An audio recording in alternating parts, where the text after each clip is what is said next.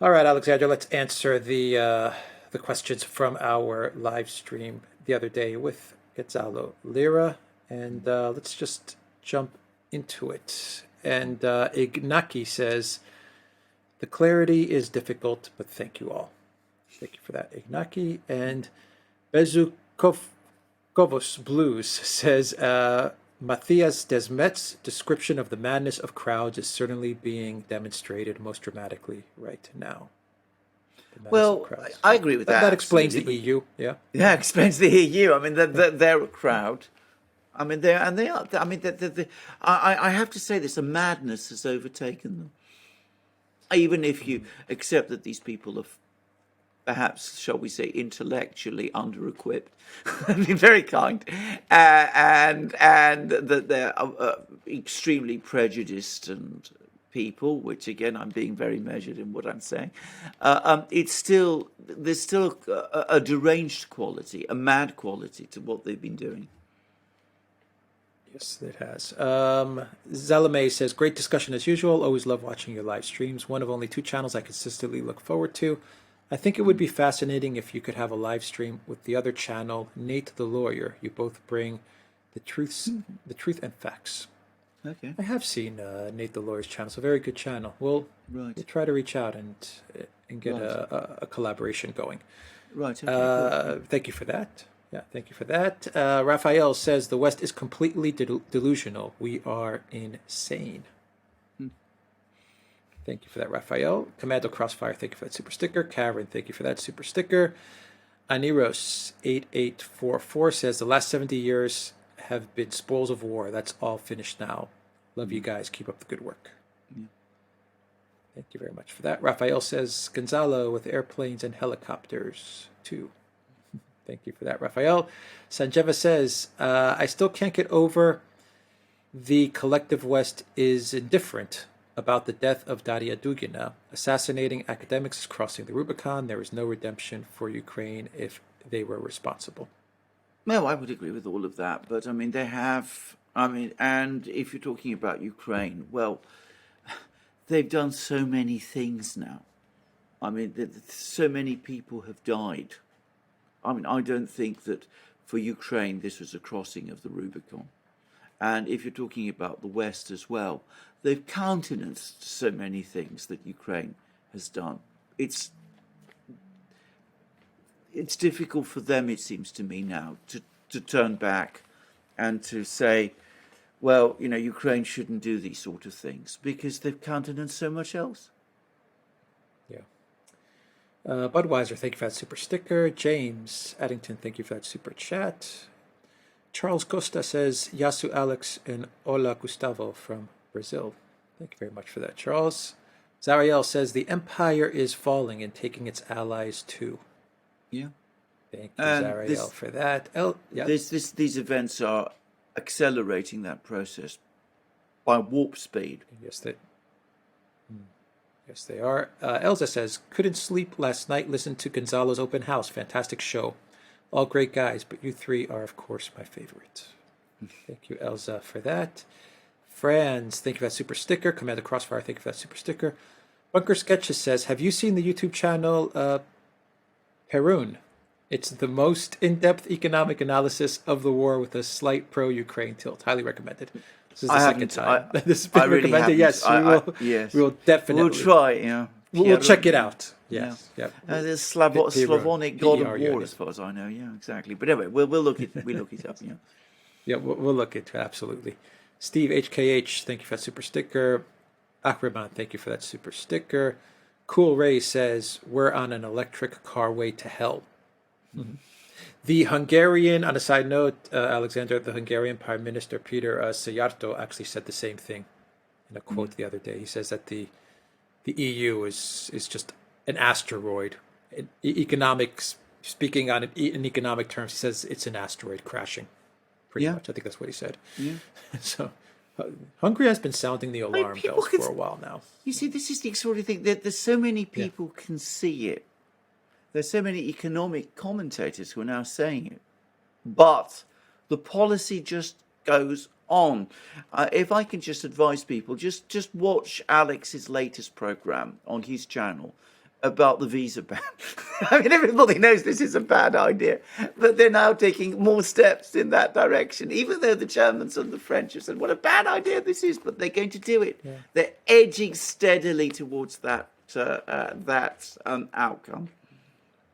Even Borrell is talking against it. What do you make of that, real quick? Well, Even I know Borrell is everybody saying, don't do it. Borrell, of all people. Borrell of all people, exactly. And yet, But they're still going to do it, aren't they? Step, they're still going to do it. Because you can see that. So they're going to cancel the visa agreement. They're going to move forward to the next step. I mean, eventually they will do it. I mean, it really is. It really is. It's astonishing. You see, not one of them, not Borrell, not the Germans, not the French, have said this is morally wrong. It is discrimination. It is completely illegitimate. It is contrary to our values. None of them have had the courage to say that. So the result is that those who press for it always have the advantage, and they're able to shout down and scare and intimidate all the others. And so that's why they slip along and go along with things which they've always said they wouldn't do. Someone on our locals community, Alexander, I forgot the name, put a comment with regards to the whole ban thing being proposed, the Financial Times article. Yeah. And they said, remember when Trump was talking about travel bans and everyone flipped out? Well, that's a very good point, actually. That's an amazingly good point. Yeah, hysteria, judges all over the place, banning his travel bans, all kinds of things of this kind. And now, the EU is happy to do something on an epically bigger scale. And the funny thing was all the criticisms that were being made about Trump's travel ban didn't really apply. Most of them were based on a misunderstanding of what it was. But they apply exactly to this, and yet it's going to happen, and nobody makes any criticisms at all. Charles Costa says, the situation here in Europe is getting worse by the day. How you thought to move back to Chile, Gonzalo? I'm considering moving back to Brazil from Finland.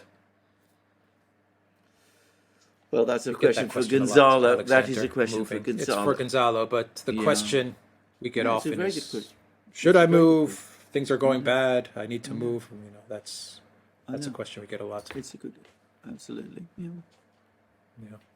Josh Nesbitt, thank you for that super chat. Sanjeva says the South is about to explode. Bangladesh, Pakistan, much of Africa, including North Africa, Argentina, Central America, are reeling with fuel and food crisis. There are time bombs that will explode sooner than the West. You actually answered this in detail. I did. We discussed this at length. It was a brilliant point, actually, a very good point, actually. Yeah. Arctic Knight says, do you think there are any similarities to the brother war between Austria and Prussia in the 19th century, and does that make the war more tragic? No, the brother war between Prussia and Austria in the 19th century, the one that was launched, which ended with the Prussian victory at Königgrätz, was, if I could say it, almost a civilized war by comparison, because the people on each side were rational men. Germany was led by Bismarck, no less. And Bismarck, incidentally, perhaps the high point of his career, when Prussia defeated the Austrian army and Vienna lay open, he actually told the Prussian king, don't march on Vienna. You mustn't do that. You mustn't wreak the destruction on a fellow German state. You want it eventually. You want to win it over. You don't want to destroy it in that kind of way. We don't have that kind of rational calculation in Europe. In Russia, they do. That's why the Russians have fought the war in Ukraine in a different way from the one that many people in the West expected. Yeah. Elaine, thank you for that super sticker. Marcus says, always grateful for the Duran and Gonzalo's stream for the abundance of good information brought forward. That's extremely hard to come by these days. Keep up the extraordinary effort, you men. Thank you for that, Marcus. Commander Crossfire says, understanding the economic turbulence, what are the regions or specific countries other than Russia or China that you can see actually growing through this? Well, I think first of all, one has to talk about India. I mean, India is still a very poor country. It's got lots of economic problems, but it is an emerging economy. It is an emerging superpower, in my opinion. It may take a long time for it to work its way through, but I think India will come out an undoubted and major geopolitical winner. And by the way, Lavrov made a very interesting interview in which he was talking about the prospects for the Indian-Russian strategic partnership. So India is one possibility, and then there's other places. I mean, the world isn't the West anymore, and yes, the global South is going to suffer major economic dislocations, but they can look for alternatives. They have that level of political flexibility, which in the West we have lost. They don't have the Robert Habecks and the Ursulas and those sort of people that keep them, like the asteroid on its path to destruction. So yes, I think they will come through. They'll suffer. They'll suffer enormous amount of damage. And guess what? Whom are they blaming for all of this? They're blaming the West. They're not blaming the Russians, they're blaming the West. But they will find a way, they will all find a way through. And as I said, some of them, India, perhaps Indonesia, perhaps Malaysia, will come out stronger. Danielle says Macron booed in Algeria. More Yeah. evidence of a shift. Going off Yeah, of your well, point. there you go. Just the point that we've been making now. Yep. Maggie Cole, thank you for that super chat. Katya Andrews, thank you for that super sticker. And Nichwitz says, it's not true, Gonzalo. The West already has deployed its own troops who are operating the HIMARS, but they call them volunteers. I'm sure that's true. But I think, in fairness to Gonzalo, he probably means regular military formations. And we haven't yet seen that, except for some rumours that there's been Polish military formations of that nature. But I've not really seen much evidence of that, and I don't really give much credence to what I've heard. So that particular line hasn't yet been crossed, and I don't believe it will be. Yeah. Lover of the Russian team, thank you for that super chat. Christopher Doby says, any views on the report by Professor Simon Michał? Michał? Okay. Michał? I don't know about it, I'm afraid. I'm pronouncing Lots that of well, these lots of these reports. But I haven't seen it. I don't know about it. Okay. Ulikov says, Alexander, I sent you a message recently on the Duran and your Gmail. I know you are extremely busy, but what I sent will give you an opportunity to rip Trudeau in Canada. As a Canuck, I say, please do.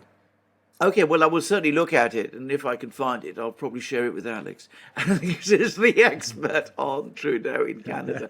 I mean, to be honest, I'll tell you this, I have a real difficulty discussing Trudeau because for some reason, and I've said this many times, he gets under my skin too much. And I find it difficult to speak about him in the kind of measured way that I like to do. But certainly I will track it down and I'll find it and I'll contact you and let you know, and I'll share it with Alex probably as well. Right. Grubland, Gene says, I'd love to send more, but I must spend what's left on beans and rice. Many thanks to you all from the northernmost parts of Sweden. Oh my goodness! Well, Thank I'm you for sorry to that. hear that, and I mean, and given that we're particularly grateful for this, but look after yourself as well. Exactly. Thank you for that, Grubeland, Gene. Shaura Shikar says, guys, please talk about the news that Russia is burning surplus natural gas near Finnish border, about 8 million euros per day. Yeah, have you heard about that, Well, Alexander? Yeah, I've heard about this, and it's true. I mean, there's a flare, there's a gas flare. 8 million euros a day. It's nothing. It's small change in this thing. I mean, it happens a lot, by the way, in the natural gas industry. You sometimes have an overfill and you just burn it off because it's cheaper to do that than store it. It's not the most efficient thing, but it happens. This is, however, an insignificant thing. If you think 8 million euros of gas a day is going to make any difference to the economic problems in Europe. Well, I mean, that's just unreal. I mean, it's an insignificant burn. Right. Alice in Blenderland says, how long do you think it will take for all the normies, sheeple, to wake up from the madness that is going on right now, or will they never? It's frustrating when you can see what's happening in the world, but your own friends and family can't. Depressing. Yeah, it is very frustrating. I mean, I think more people will eventually wake up, but I'm afraid there will always be a core of people who never will. I mean, you see this with Russiagate. As I said, we said on the live stream, I know plenty of people, an astonishing number of people, who still believe the Russiagate narrative, that Trump was colluding with the Russians and that was how he stole the election in 2016. It's been discredited completely, even by Robert Mueller and the Justice Department, and yet they still cling to it. So when you are faced with that kind of belief system, there's a limited amount that you can do, and there's a limited amount that you can expect. Wasn't it? I think it was Jesus who said in the Bible, they are the most blind who will not see, and some people just refuse to see. Yeah. Commander Crossfire says, let them eat cake. Thank you for that, Commander Crossfire. Thank you for that super sticker. Pupus, thank you for that super sticker. And Sanjeva says, I don't think we shouldn't underestimate the vociferousness ability to sabotage of the Russian fifth column. Their loathing of everything Russia is at another level, e.g. Kortokovsky.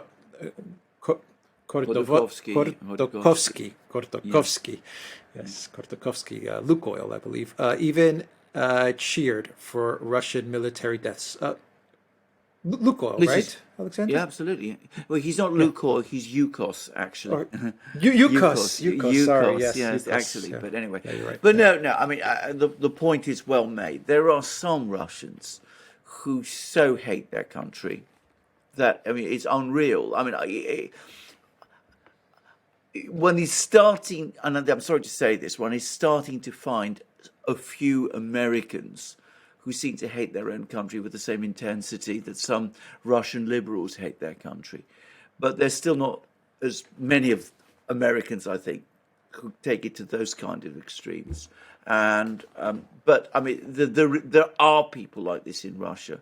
They are very vocal. They do have a certain amount of support there, but a certain amount of support, it's, in my opinion, fractional. And these people have never been popular in Russia. And these events have made them even less popular. Or let me put it like this, even more, well, I think hated is probably the right word. So yes, they do exist. They do have levers. They do have money. They do have contacts in the West. They do have media outlets that they can control. They do have places in Lithuania and in Poland, bases from which they can do what they do. But their traction over the Russian population has become very limited. So one shouldn't underestimate them, but one shouldn't run scared of them either. Rouleau says, my gas supplier was swapped without my knowledge. Yeah, I've heard, one hears about this going on all the time, actually. Yeah. Very common in Britain, by the way. Very common in Britain, by the way. It was some years ago. It was done to me. I've always been with one gas supplier, and then one day I suddenly discovered that I'd supposedly taken out a contract with a completely different gas supplier, and it was absolutely not true. And I brought all kinds of complaints, and I went back to my original gas supplier. But it does happen. Raul says, Pepe Escobar posted that Ukrainian terrorist Natalia Vovk was found dead in Austria. Is this true? I think it's now been conclusively proved that it's not. Yeah. Apil Bista says, we can cancel our up-and-coming Europe tour coming November. I convinced my wife there won't be hot water for shower in hotels, and we have a 4-year-old son. Well, I'm sure a lot Smiley of people will be making emojis that with decision. smiley emojis. Yes. I'm going to say this. I'm not going to comment on that one way or the other. I think if people want to visit Europe, who am I as a European to tell them not to come? I think things are very bad in Europe. I think they're going to get very, very much worse. But I don't want to be the person to send visitors away. Be aware of how bad things are. Keep track of the news. Make your own decisions for your family and in their interests. And God bless you. And that's all I can say, I think. Zahir, thank you for that super chat. Mike says the damage to the U.S. by Obama is deliberate. He hates America. I've heard so many people say that. I'm not sure that Obama hates America so much as Obama loves himself, actually. But I understand why people think that think the thing that you do, and let me suffice to say, I think he was a terrible president, and he's left a disastrous legacy. Yeah, Mitsia says a coffee for tomorrow morning. Alex, have a good one. Thank you for that, Mitsia. Alice in Blunderland says, as much as I sometimes despair of this madness the world is going through, I refuse to believe that evil will win in the end. There will be a lot of damage done, unfortunately, but I refuse to believe that evil will ultimately win. I agree, and that is absolutely my profound belief. But of course, evil can win an awful, can get quite a long way, and it is doing so at the moment. But my own feeling actually is that if we can survive, if we can get through the next few years, I think things will start to get better. I think this thing will run its course. I don't know how. I don't know in what form. I don't know how much damage will be done in the meantime. And, and it's getting through these next few years is going to be very tough. Ines Fad says, the true villain in this entire situation is the mainstream news, who does no investigative reporting and continues to push the misinformation. I completely agree with that. I'm entirely of that view. I go with that completely. The founders of the United States, the people who drafted the Constitution, the reason they drafted the First Amendment of the Constitution in the way that they did was because they understood the importance of a free media to keep the people who are the sovereign power in a democracy, if it is a democracy, properly informed. If the media is just a handmaiden of an oligarchy, then by definition, the country with that kind of media is not a democracy anymore. Right. From my username says, Russia has become the sin goat of the West. I can see that. I can see the logic of. I can see the point that you're making, and I think there's a lot of truth to it, actually. But well, we shouldn't let the fact that they project all their sins, if you like, onto Russia distract us from their own. Yeah. Gloria, thank you for that super chat. Raul says, what they plan to do to Putin, having the Russian people revolt against the system, seems will be played out in Europe shortly. Well, we'll see. As I said, don't underestimate the willingness of these people to engage in repressive mechanisms. And to be straightforward about this, first of all, I have great difficulty advocating insurrectionary scenarios under any circumstances, and especially perhaps in Europe, which is my home. And I think also in Europe, in Britain, in the United States, but especially in Europe and Britain, there is still enormous residual trust in the institutions, which it may be completely misplaced, but it makes it very, very difficult to organize against them. Yeah. Denitsa says, I would love to have a Russian agent labeled T-shirt. Thank you, Denitsa, for that. Reza says, appreciate your professionalism, Alexander and Alex. Thank you so very much for all you do all you do day in and day out. Thank you, Reza, for that. DB1058 says, the end of abundance. I take it you guys are aware that fertilizer production is down by 70% in Europe. Consequences. You and Gonzalo answered that question, I believe, in detail. Yes. Nigel Martin says, it's mass formation psychosis, utterly programmed population since 9/11. Yeah, absolutely. I mean, I sometimes do feel that we're living in a 1984 world with the 6-minute hate, or was it 2-minute hate, whatever it was, because listening to the media sometimes, the way they talk about Putin, it really does feel like we're back in 1984, the world of 1984 and the 2-minute hate and all that. I mean, it's very, very terrible to experience and see. Command unit says the Russia hysteria effectively killed any chance the Minsk agreement would have been implemented. Absolutely agreed, but I don't think that they ever wanted to implement the Minsk agreement in any form. I think this is now absolutely clear, by the way, that all the Western governments were busy undermining the Minsk agreements at the moment the ink on them was dry. And I think to a great extent they whipped up the hysteria to conceal the fact that they were reneging on that promise that they'd made to the Russians as well as so many others. Remember what Dostoevsky said, we always hate those we've wronged. If they've wronged the Russians over Minsk and all those other things, NATO expansion and all the rest, is it surprising that they hate them so much? AZ50 says, so much appreciation to the Duran for all you do, comforting to not feel alone, and thanks to Gonzalo for the introduction. Thank you. Thank you for that. Alison Blunderland says, for Alex M., what do you think of Liz Truss? If she became PM of the UK, how do you think she would do?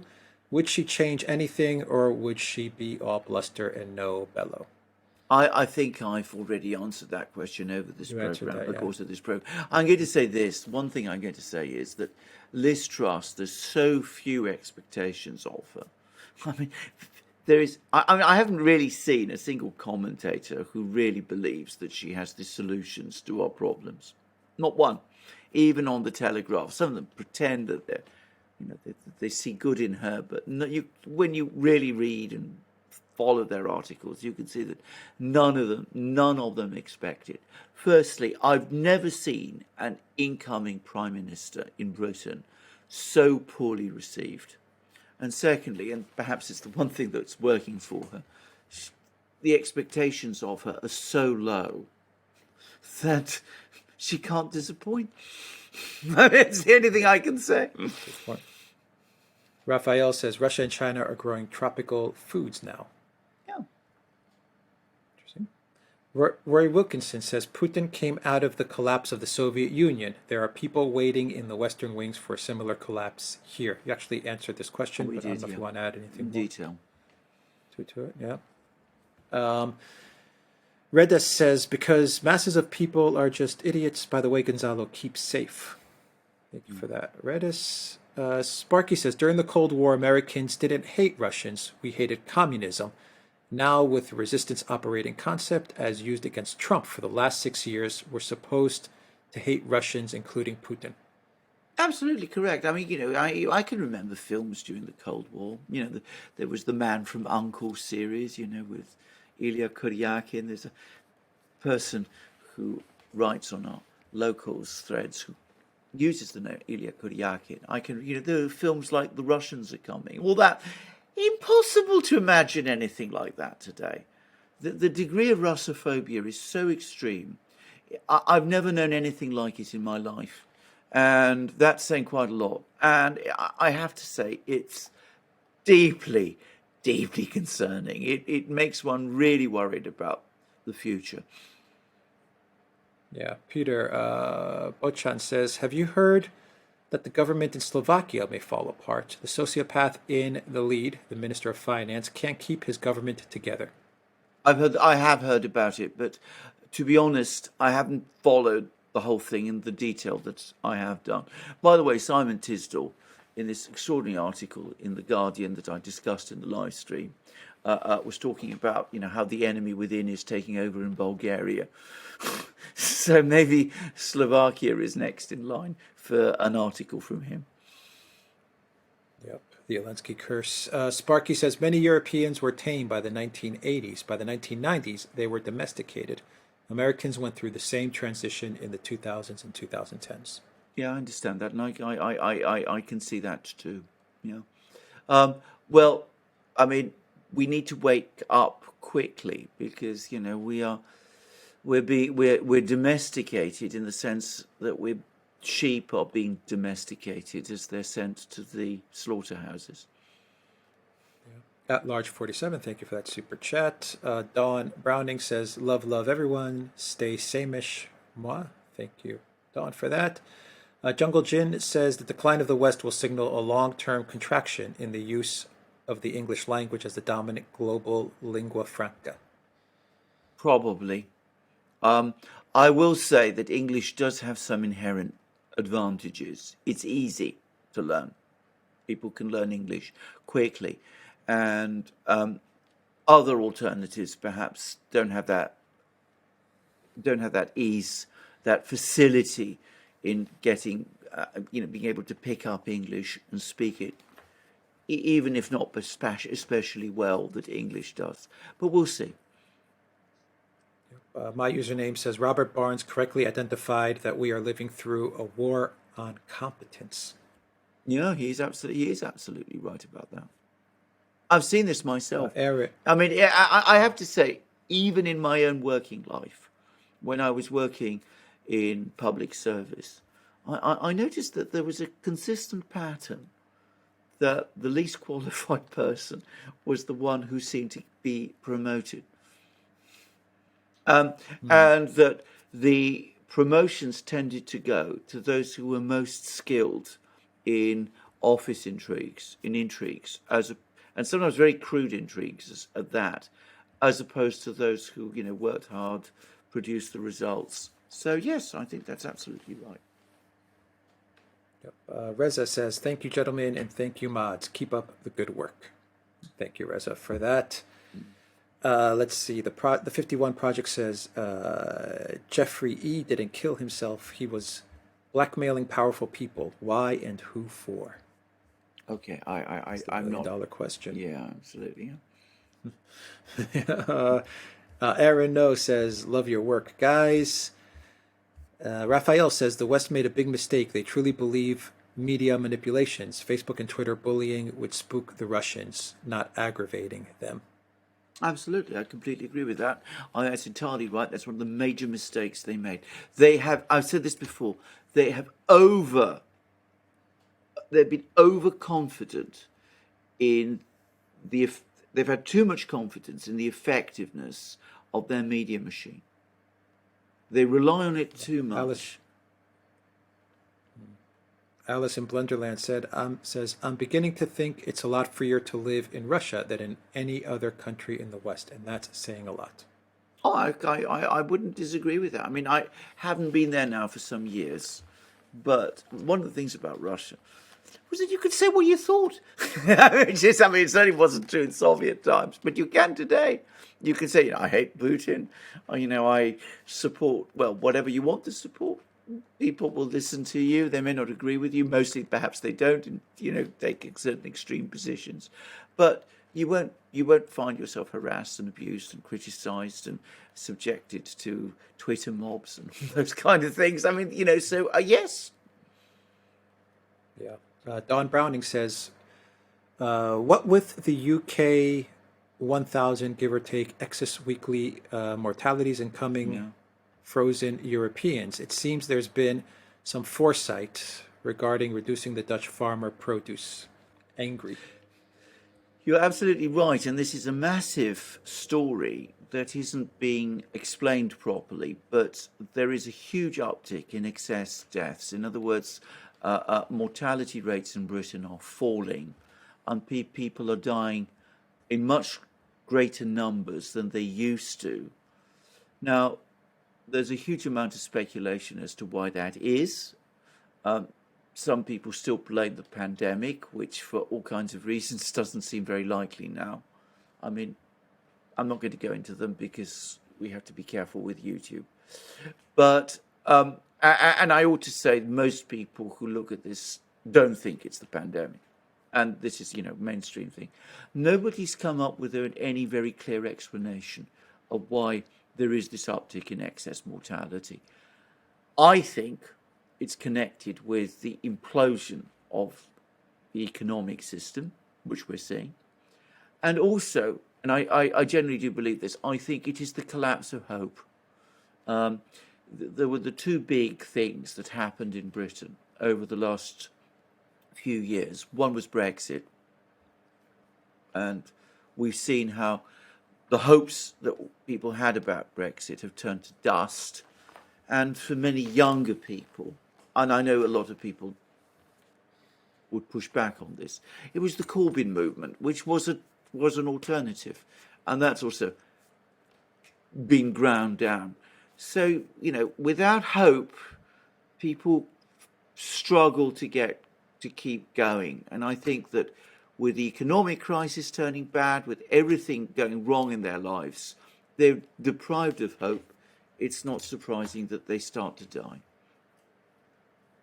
Yeah. Summer of 1970 says, and as always, the military-industrial complex is laughing all the way to the bank. Of course, I think that's wonderfully put, and it's entirely right.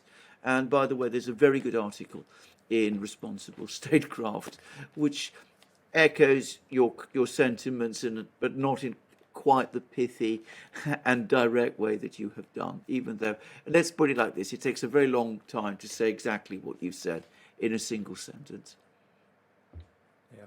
Ellen Diaz says, I think Shoigu's prominent place lately is a warning. If anything happens to Putin, the man behind him is a military man. I agree with that. The Daily Mail, Alexander, on a side note, the Daily Mail ran an article yesterday saying that Putin is shunning Shoigu now. Yeah, I know. I saw the same. It's all over the place here. We're back to that story. I mean, last week he's, but to this week, he's been sidelined again. I mean, if it wasn't so tedious, it would be funny, actually. But I agree. And by the way, you're not the only person to think that. One of our other commentators, Russ Imperialist, in fact, sent me a private email in which he made exactly the same point. And he's in Russia, and he knows the situation there very well. Yep. Raul says, great show, guys. God bless. Thank you, Raul. Rob, thank you for that super sticker. Emery Chen says, could economic destruction of Germany, EU be real objective of the U.S.? In Asia, could it be economic destruction of Japan, South Korea, ASEAN? Could the U.S. be ensuring number 2 spot, recognizing number 1 is gone? You actually answered that. Yeah, I think we did discuss that, and I think at the beginning, at the outset, there was a lot of thinking like that. I think even some people in the U.S. are now becoming worried that he's going too far, and maybe they're starting to realise that the power of the US depends on the strength of its allies. Yeah. Hi, Marshall Hebrecht says, I'm going to move to the Gambia to my family. Yeah. Thank you for that. Dave Shaw says, love the t-shirts. Cheers. Mm-hmm. Jeffrey Mulford says, what are you doing to protect yourselves? Nothing. I carry on exactly as I always have, and that's what I'm going to do. I mean, if we spend all our time looking over our shoulders, then I mean we can't function anymore. I've not, I should say, ever experienced any hostility from any person in Britain, and there are quite a few people I meet who know me. Many disagree with me, but I've never experienced that kind of hostility that would make me feel threatened. And Jeffik the Husser, thank you for that super sticker. And I think that is everything. Thank you very much to everybody. Absolutely. It was a tremendous live stream, if I may say. A wonderful live stream. Thank you all. And thank you to Gonzalo, and thank you to everybody. And we'll leave it there. Take care.